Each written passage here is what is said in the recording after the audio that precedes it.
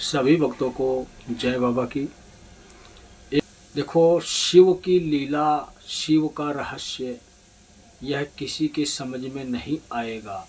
वह इसलिए नहीं आएगा क्योंकि आप इंतजार कर रहे हैं कल्कि का, कि कल्कि पृथ्वी पर अवतार लेंगे और युग परिवर्तन करेंगे और इस दुनिया में रहने वाले इंसानों को बचाएंगे।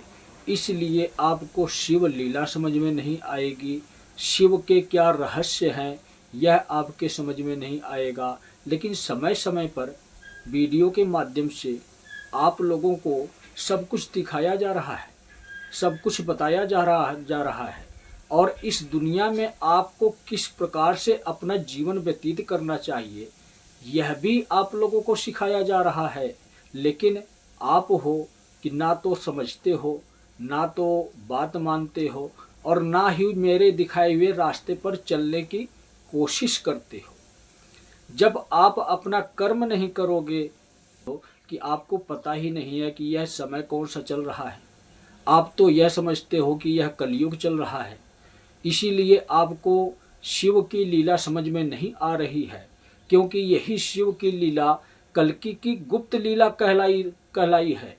इस कलयुग में गुप्त लीला आप लोगों ने सुना होगा या धर्मशास्त्र ग्रंथों में आप लोगों ने पढ़ा होगा कि कल्कि की गुप्त लीला है ये।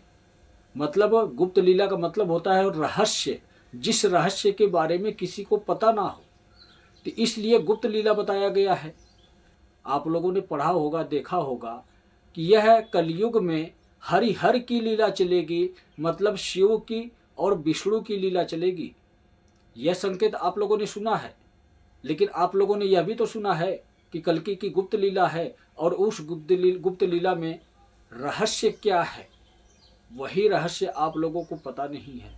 लेकिन यह रहस्य भी देखने के लिए अगर आप चाहो तो देख सकते हो, समझ सकते हो और अपने आप को बचा भी सकते हो। इस युग परिवर्तन में पाप कर्म होने के बावजूद भी आप जीवित रह सकते हो। लेकिन आप समझने की कोशिश करोगे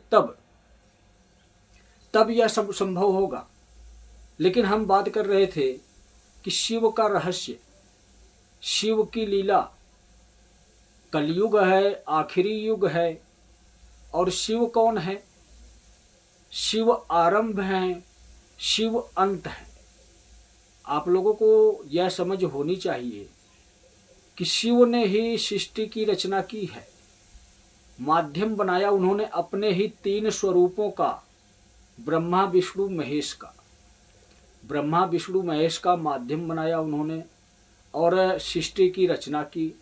सृष्टि में आज के समय में आप लोग जितनी भी सुख सुविधा में रहते हो, यह सब उनकी ही देन है।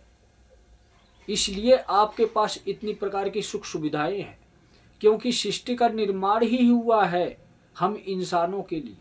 हम वही इंसान हैं जो स्वयं देवी देवताओं के स्वरूप हैं, प्रतिरूप हैं। जैसे उनका शरीर है उसी प्रकार हमारा शरीर है। अन्यथा इस दुनिया में, इस संसार में अन्य जितने भी जीव जंतु प्राणी हैं सब भिन्न हैं, अभिन्न हैं। अनेकों प्रजातियां हैं, अनेकों जातियां हैं, अनेकों स्वरूप हैं। लेकिन हम इंसानों का उन्हीं देवी देवताओं से ही मैच करता हुआ शरीर है। उसी सोच से हम चलने वाले इंसान हैं, देवी देवताओं की सोच से। मतलब यह कि अगर हम अपने असली धर्म को, असली कर्म को याद रखें तो हम स्वयं देवी देवता बन सकते हैं। यही सच है। लेकिन आप लोगों को यह पता नहीं है। यही कल्कि की लीला का गुप्त रहस्य है जो शिव की असली लीला के नाम से जानी जाएगी। गुप्त लीला इसलिए कही गई है, जैसे अन्य युगों में आप लोगों ने देखा होगा कि रामलीला कहते हैं, कृष्ण लीला कहते हैं। लेकिन यह कलयुग में कल्कि की गुप्त लीला, गुप्त क्यों लगाया गया यह आप लोगों को पता नहीं। गुप्त का मतलब ही रहस्य, जो आप लोगों को किसी भी धर्म शास्त्र या पुराण में या ग्रंथों में नहीं मिलेगा। यह इसीलिए नहीं मिलेगा कि शिव की माया शिव ही जाने। मतलब शिव की माया है कौन? शिव की शक्ति ही शिव की माया है। शिव के पास वो शक्ति नहीं होती तो शिव यह माया इस दुनिया में नहीं दिखा सकते थे।